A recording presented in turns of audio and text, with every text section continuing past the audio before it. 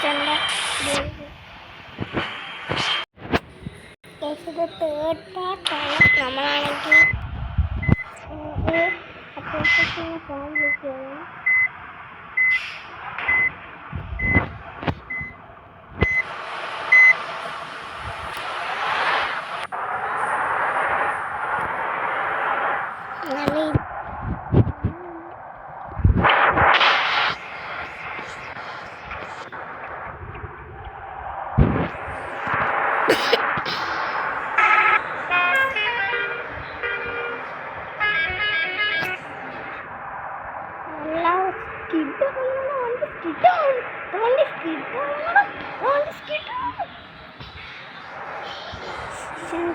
ഞാൻ ഭാഗ്യത്തിന് കേട്ടോ രക്ഷപ്പെട്ടു.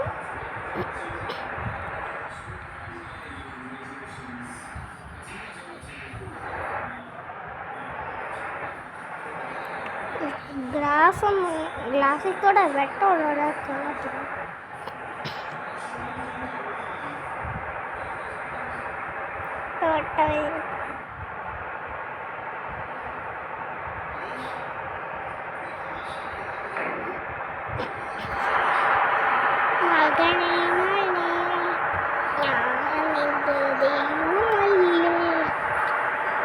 മക്കളൊരു പാട്ട് കേൾക്കണേ. നമ്മളെ പിള്ളേരൊക്കെ ട്രിപ്പ് പോകുന്ന വരുവാണ്. കണ്ടോ കൊമ്പൻ സർവീസിലായതുകൊണ്ട് നമ്മൾ ഈ വണ്ടി എടുത്തു. അവർക്ക് വേറെ വണ്ടി കിട്ടിയില്ല. നമുക്ക് കുറച്ച് പാട്ടൊക്കെ ഇട്ട് കൊടുക്കാം.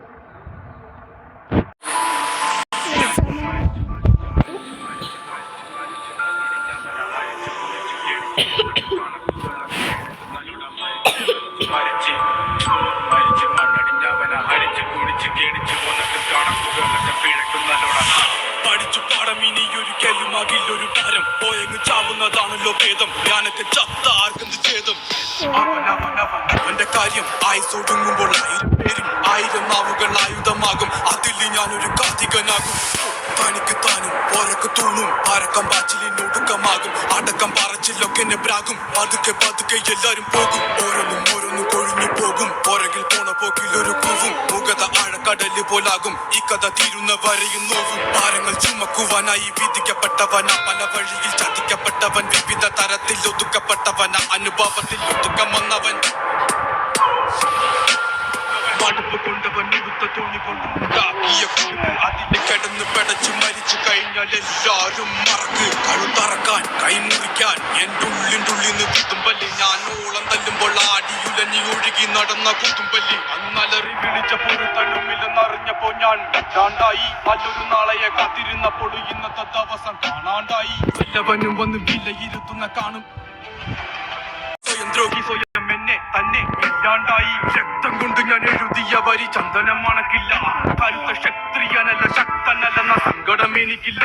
മുഴുത്ത ചക്ക വീണപ്പ ചത്തം. ഹലോ, നമ്മള് ഇപ്പം രാവിലെയായി. നമുക്കിനിയും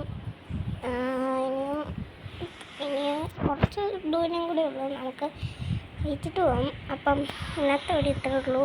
ഇനി കുറച്ച് കഴിയുമ്പോൾ നമ്മൾ 4-ാം പാട്ട് ഇരുന്ന് നോക്കുക. അപ്പം ബൈ.